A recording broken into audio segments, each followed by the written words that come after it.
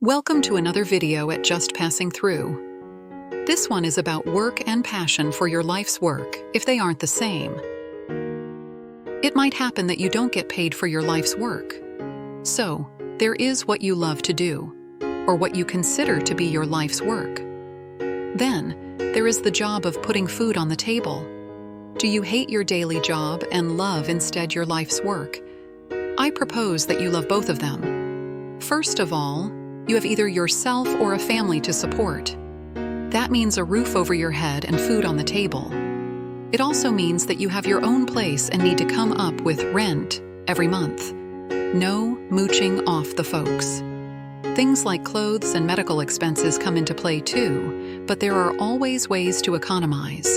It might mean you need to lower your standards, buy clothes from thrift stores, and stretch your meals with beans more often.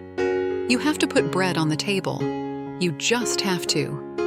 And you have to be able to have time to do your life's work. So, hoping that you will win the lottery and have the time to devote to your life's work is just not practical. It is amazing to me how much effort a person can spend being angry about their job or their relationships. Your life's work is not going to be the same as everybody else's. Generally, it is a hobby gone nuts. Hobbies are things we enjoy doing. Life's work is what we have to do, whether we get paid for it or not. You're not going to get out of the starting box knowing exactly what you want to do for your life's work. For instance, say you are interested in creating textiles. This would involve crocheting, tatting, knitting, and weaving. Any and all of those pursuits, to be really good at them, means you need to practice daily. You can't sit there and wish you were a writer. Writers need to write. The things people do for their life's work evolve too. The skills you learn from doing anything in the textile arts will contribute to you being a master at whatever craft you settle upon.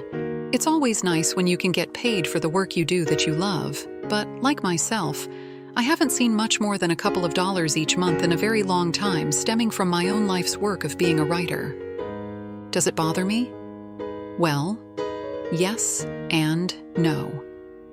I had certainly hoped in the beginning to hit the best sellers list and to make enough from the books I finished to pay some bills. That hasn't happened, and I realize now you just have to pay the dues. Will it happen soon? Will it happen in the next 10 years? I don't know.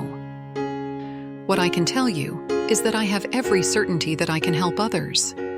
Do what? Well, I can help you through the rough spots everybody encounters throughout life. The changes that happen are sometimes forced upon you. Knowing that if you can relax for a minute, take a deep breath, and realize that everything is going according to plan, and that God or the universe or somebody is watching out for you, then you can start to enjoy the ride. That involves learning about faith. A lot of what helps a person be able to accept what they cannot change and be happy with the rest of the world is to learn patience. Patience with themselves and with others. Years ago, I realized I had learned that funny little lesson about patience. I was in a crowded grocery store. Everybody was waiting. The people around me started complaining, loudly. Their ire started becoming more evident. I just watched them. More people joined in with the complaining. Had it been a television show, it might even have been funny. I was okay with the wait, and I was okay with their complaining. I realized that was the first time in my life that had happened. I must have learned to have patience somewhere along the line. Have I been completely patient since that moment? Of course not. But I can catch myself when it is necessary and calm down. That is the other benefit of learning something. You might forget, but you can always try again. I realize now that what I disliked in some of my jobs was that I danced to the beat of somebody else's drum. I wanted to do the drumming. When you are a young worker, it is difficult to show your bosses and managers that you're worthy of more work. Most people that I knew throughout my years of work in various offices were in larger businesses. People expected to be promoted after a certain amount of time. Generally, these promotions happened as more senior employees left their jobs. It was expected that was going to happen. They were always terribly disappointed when their expectations were not met, and other less senior employees were promoted in front of them. The smaller businesses I worked for had different opportunities. It was easier to be a jack of all trades. The more you knew, the better the company valued your work. Be ready to work harder. Word gets around about people who are not content, or find yourself a new job. The problem with that is that the same problems will be waiting for you in the next job. It is best to face your lessons and make improvements to your own mental health. Nobody owes you a living. Nobody on the face of the earth can make you happy. You have to take care of that yourself, and it is nobody else's fault. Just accept responsibility for your life. In the beginning, with the exception of one job, I would say the learning part of the new job was very interesting for me. The one job that did not sit well with me was when I needed to take a second job, bagging groceries, at a local grocery store. The manager treated the employees abominably. I have never been treated like that in my entire life, and I quit soon after I started. One thing that job taught me, though, was to treat cashiers and baggers with extra courtesy. I make eye contact with them, and if I only say a few words, then that is enough. I go out of my way to be nice. All of them deserve it.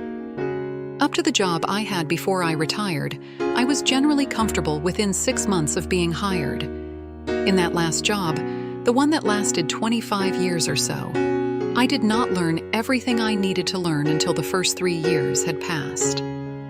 It took me a long time to love the job. I think I loved the people first, and then the job.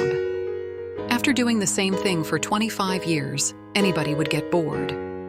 Wait long enough, and something will always change to make your job interesting again. I suppose working for a number of years is the same as a relationship. You've got to give and take. It really, really helps if you can look forward to going to work, even if it is the same day in and out. Prove to the powers that be that you're ready to tackle more responsibility and tackle more difficult challenges. You will get your chance when somebody goes on vacation and you fill in for them. If all goes well, you will have another opportunity when either they or somebody else needs some time off. You might not get paid for the additional work you do at first. You are being tested. It will happen that you will work yourself into a higher paid position.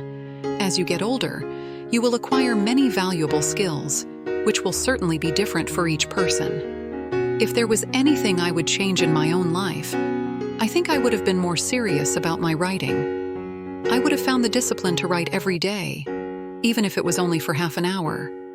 But I didn't, so there I am. These days, I write every day. For instance, I've been working on this article turned video for a few days. I let it simmer on my desktop and return to it as the fancy takes me. Writing is the love of my life. If I can help you see the value of rearranging your schedule to accommodate 5 hours or more a week on your own passion, in addition to your workload, then I think I will have helped you.